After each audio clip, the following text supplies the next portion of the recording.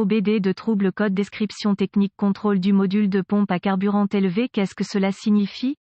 Ce code de diagnostic générique (DTC) du groupe motopropulseur s'applique généralement à tous les véhicules OBD2 équipés d'un module de commande de pompe à carburant. Cela peut inclure, mais sans s'y limiter, les véhicules de Ford, Chevrolet, Dodge, Chrysler, Audi, VW, Mazda, etc. Dans les systèmes plus anciens, les véhicules nécessitaient très peu de pression de carburant. De nos jours, en revanche, avec l'invention de l'injection de carburant et d'autres systèmes, nos véhicules nécessitent des pressions de carburant plus élevées. Le module de commande du moteur (ECM) répond à nos besoins en carburant en s'appuyant sur le module de pompe à carburant pour réguler les pressions dans le système de carburant. La pompe à carburant elle-même est responsable de la livraison du carburant au moteur. Un échec ici est très probablement très évident car votre voiture peut même ne pas démarrer. Les trois éléments principaux qu'un moteur à combustion interne doit fonctionner sont l'air, le carburant et l'étincelle. N'importe lequel de ces éléments est manquant et votre moteur ne fonctionnera pas. L'ECM active P025D et les codes associés lorsqu'il surveille une ou plusieurs conditions en dehors d'une plage électrique spécifique dans le module de commande de pompe à carburant ou son circuit. Cela peut être dû à un problème mécanique ou électrique. Travailler avec, autour d'une telle substance volatile, il est quelque peu dangereux de diagnostiquer ou de réparer quoi que ce soit ici, alors assurez-vous que vous êtes correctement formé et familiarisé avec les dangers impliqués. P025D. Le code haut de contrôle du module de pompe à carburant est défini lorsque l'ECM surveille une valeur électrique spécifique supérieur au niveau souhaité dans le module de pompe à carburant ou ses circuits. Il s'agit de l'un des 4 codes associés, qui sont P025A, P025B, P025C et P025D. Quelle est la gravité de ce DTC?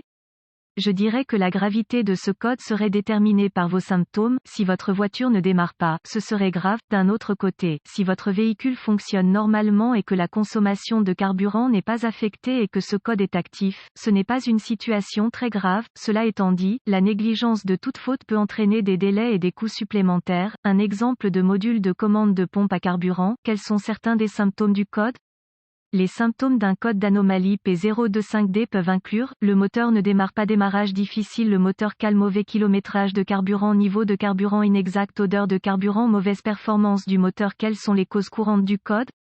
Les causes de ce code peuvent inclure, module de pompe à carburant défectueux, débris de pompe à carburant défectueux dans l'écran de la pompe à carburant, problème de câblage par exemple, fil effiloché, fondu, coupé, ouvert, etc. Problème de connecteur par exemple, connexion fondue, déconnectée, intermittente, etc.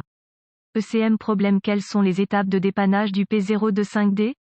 Assurez-vous de vérifier les bulletins de service technique (BST) pour votre véhicule. L'accès à un correctif connu peut vous faire économiser temps et argent lors du diagnostic. Outils. Certaines choses dont vous pourriez avoir besoin lors du diagnostic ou de la réparation des circuits et des systèmes de pompe à carburant. Lecteur de code OBD, multimètre, jeu de douille de base, jeu de clé à cliquet et clé de base, jeu de tournevis de base, nettoyeur de borne de batterie, manuel d'entretien, conseil de sécurité. Laissez le moteur refroidir, les roues de grès, porte de l'épi, personnel, équipement de protection. Remarque, toujours vérifier et enregistrer l'intégrité de votre batterie et du système de charge avant de poursuivre le dépannage. Étape de base N-1. Si votre voiture ne démarre pas, il existe une approche de diagnostic d'arrière-cour très facile. Si votre véhicule est équipé d'une pompe à carburant montée à l'intérieur du réservoir de carburant, vous pouvez donner un coup au réservoir avec un maillet en caoutchouc pour déloger potentiellement les débris de la pompe pendant que quelqu'un essaie de démarrer le véhicule. Si votre véhicule s'allume lorsque vous faites cela, votre diagnostic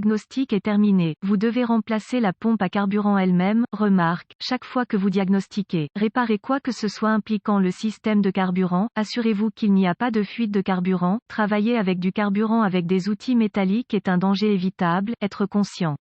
Étape de base N-2. Jetez un œil au connecteur et aux fils.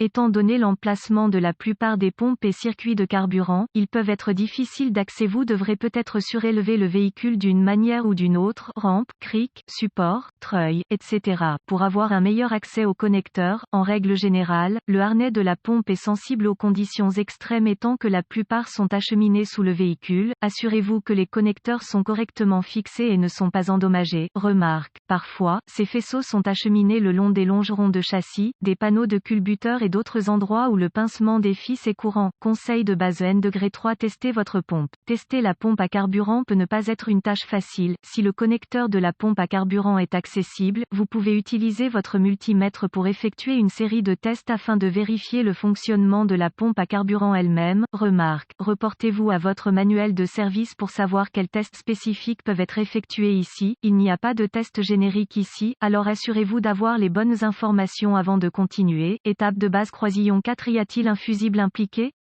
Peut-être un relais? Si oui, vérifiez-les. Plus précisément, un fusible grillé pourrait potentiellement provoquer une condition d'ouverture avec le circuit P025A. Étape de base N°5. Pour vérifier l'intégrité des fils dans le circuit, vous pouvez être en mesure de déconnecter le circuit à la fois la pompe à carburant et l'ECM. Si cela est possible, vous pouvez effectuer une série de tests pour déterminer 1. S'il y a un défaut dans les fils et ou 2. Quel type de défaut est présent.